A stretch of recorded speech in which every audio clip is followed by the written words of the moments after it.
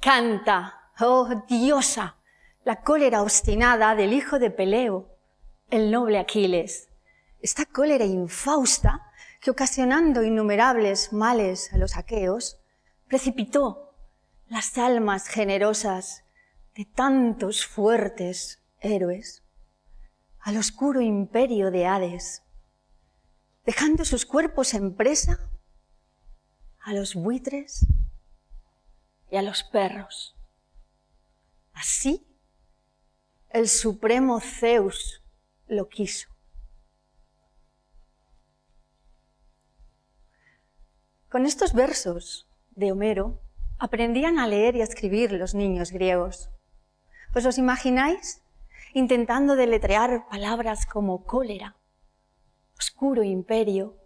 Seguro que no reconocían su significado, pero quedaron impregnados por su magia. Nosotros, los de mi generación, aprendimos con mi mamá me ama, me mima, y en este afán de dulcificarlo todo, incluso ahora andan intentando cambiar los textos de los cuentos de hadas. No vaya a ser que se traumaticen con ese lobo de grandes fauces. Cambiar el contenido de la literatura no es ninguna novedad. Se ha hecho muchas veces a lo largo de la historia. Censura y manipulación han estado presentes siglo tras siglo y han llegado hasta nuestros días. ¿Qué quiere la censura? Pues quiere mensajes políticamente correctos, versiones simplificadas y manipuladas de la realidad que favorecen un punto de vista. No es de extrañar, no es por casualidad, que la poesía que favorece la curiosidad, el espíritu crítico, la inquietud por analizar la información que nos llega, haya ido desapareciendo. La poesía, que lo era todo, todo se contaba a través de los versos. Hazañas, gestas, leyendas de dioses, de los reyes, de los próceres de los pueblos, en cualquier lugar, en las fiestas, en los mercados, en las ferias, a través de la memoria prodigiosa de todos esos narradores ambulantes que generación tras generación las mantuvieron vivas para que llegaran a nosotros. Pero todo eso acabó. Hace mucho tiempo que los niños no aprenden a leer con los versos. Y creo que ni siquiera ahora se aprende algún poema de memoria en la edad escolar.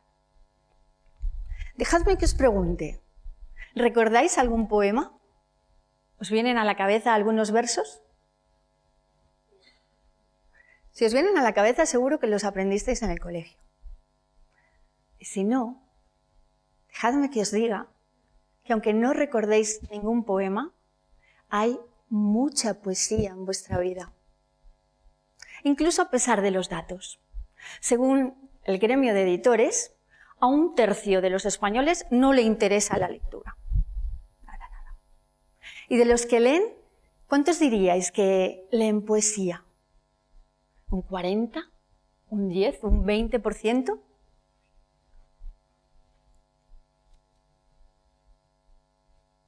Solo un 1,2% de los lectores lo son de poesía. Y aún así, aunque no seáis lectores de poesía, hay mucha poesía en vuestra vida. La encontramos en el lenguaje, cuando decís que alguien tiene un pico de oro o que está en la flor de la vida. Cuando exclamáis que tendréis que esperar 1000 años, no sé, para conseguir una vivienda o salir de vuestra casa, vivir solos. Pues sí, espero que no tengamos que esperar 1000 años para cambiar ese 1,2 que hemos visto. Me decía el poeta Juan Vicente Piqueras que él no tenía muchos libros en su casa, pero creció rodeado de poesía. Porque cuando acompañaba a su madre, a veces le decía, hay que sofreír la cebolla hasta que pierde el orgullo. O cuando salían al campo, su padre le decía, hoy vamos a ir donde duerme el agua. Qué bonito, ¿verdad? Hay mucha poesía en vuestra vida, aunque no seáis conscientes. La encontramos en ámbitos que podríamos decir que no tiene cabida. La economía. John Bogle es la persona que revolucionó el mundo de los fondos de inversión y siempre llevaba consigo un poemario de Shelley. ¿Por qué? Porque su soneto que dedicaba a Ozymandias, a la estatua en ruinas del faraón Ramsés II, esa estatua semienterrada en el desierto, le ayudaba a recordar que debía ser humilde, porque nada, ni el poder, ni la mayor de las riquezas, duran para siempre. Poesía y ciencia. Diréis, ¿pueden compartir algo estas dos disciplinas? Sí, comparten un componente de intuición que hace que a veces se salten las reglas para conseguir resultados inesperados.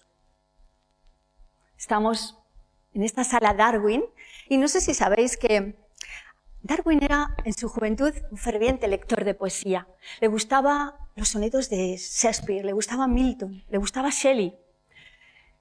Y nos dice en su autobiografía que a medida que fue haciéndose mayor y se alejó de la poesía, fue mucho más infeliz.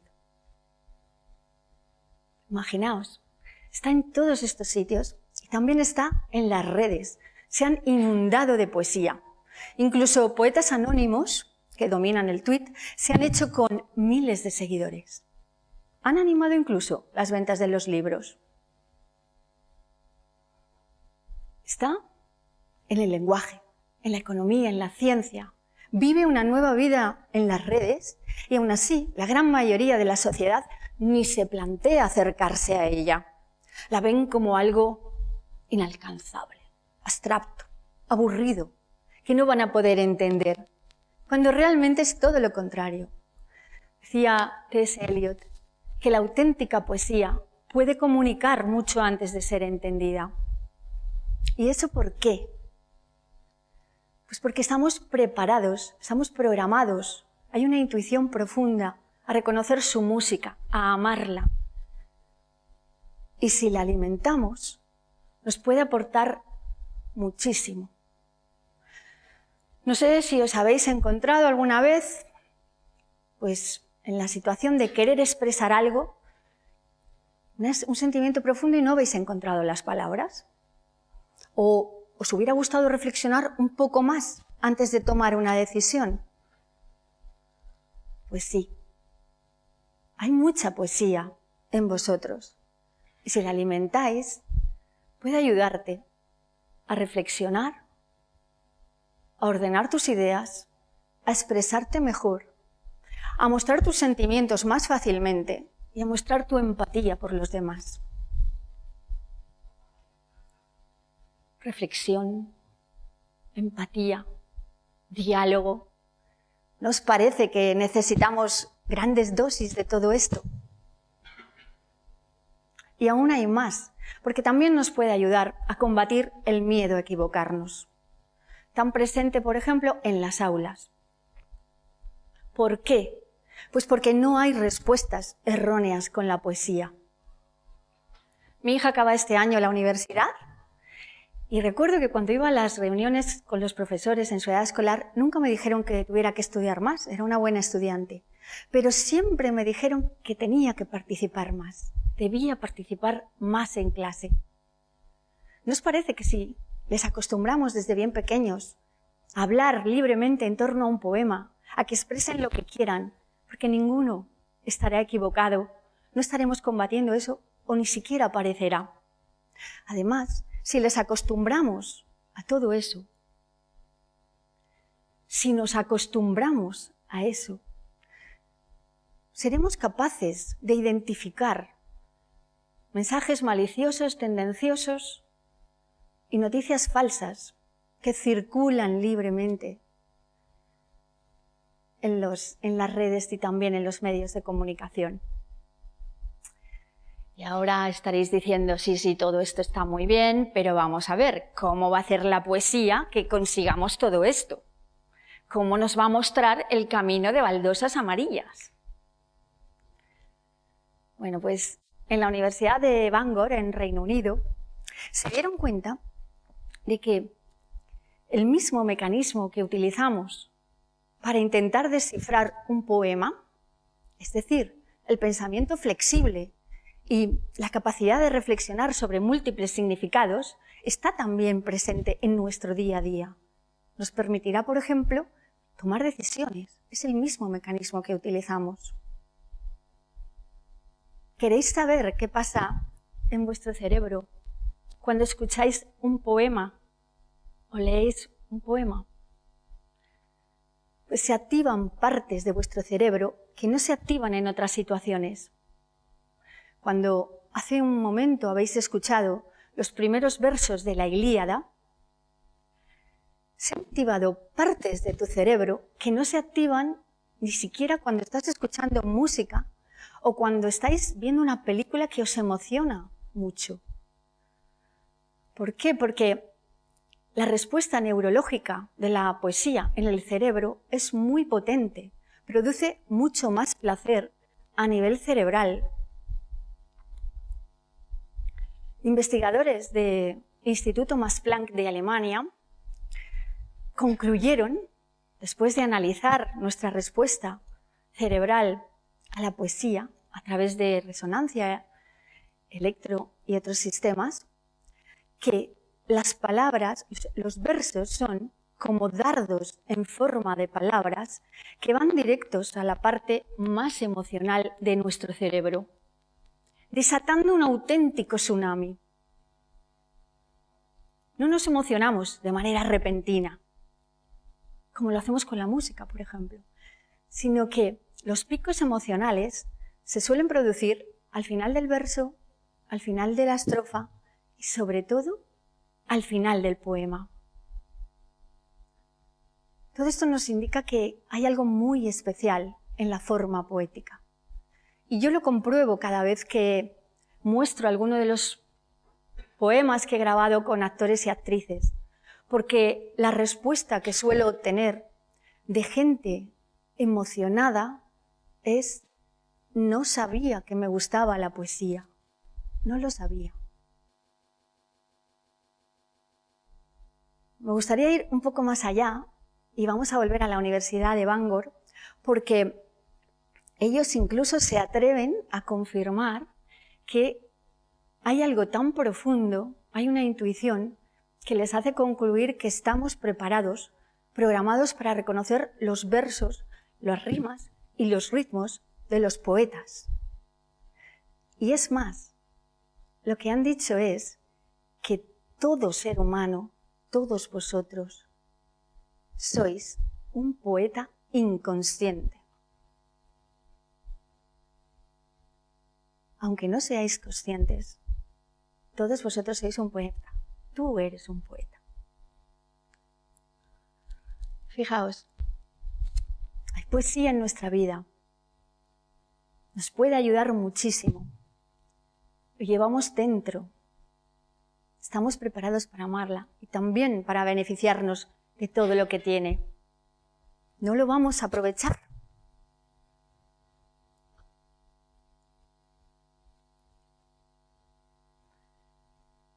Si los maestros griegos enseñaban a leer y a escribir con los versos, ¿por qué no podemos nosotros recuperar a los poetas como grandes aliados en las aulas?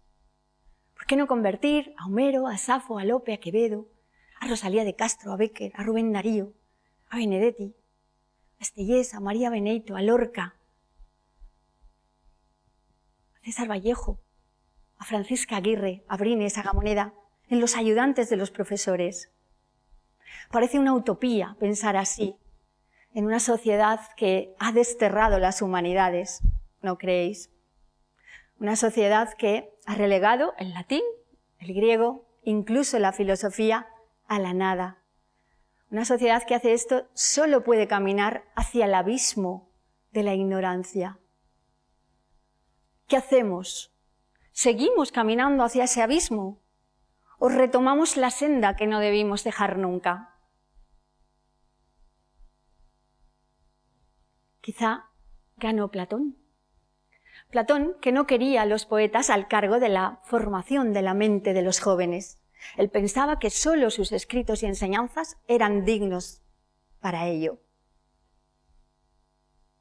Si quienes llevan el timón de la enseñanza no se dan cuenta de que la poesía, de que los poetas con sus versos pueden ser grandes aliados en las aulas y en la vida, en contra de lo que pensaba Platón, si las instituciones se resisten a devolver la poesía al lugar que le corresponde, nosotros podemos hacerlo. ¿Cómo? Os estaréis preguntando. Leed poesía en voz alta con vuestros hijos, con vuestros padres, con vuestros hermanos, amigos, con vuestros alumnos. Y hablad del poema, si os apetece. Buscad a los clásicos y también a los poetas más jóvenes. Vivimos en un momento en el que estamos rodeados de dispositivos, siempre los llevamos encima, en los que tenemos muchísimo contenido a nuestro alcance. Esto es lo que me ha llevado a mí a crear una colección de poesía audiovisual con la ayuda de actores, de actrices, de poetas. Una colección que recupera la tradición oral. Y lo he hecho porque pienso que aún estamos a tiempo de convertirnos en una sociedad que sea plenamente consciente de la poesía que lleva dentro y de lo mucho que le puede aportar. Que seamos una sociedad de personas críticas, que se expresen con libertad, que puedan mostrar sus sentimientos libremente y su empatía por los demás. Y si me acompañáis en este camino, a medida que os dejéis llevar por la poesía, descubriréis,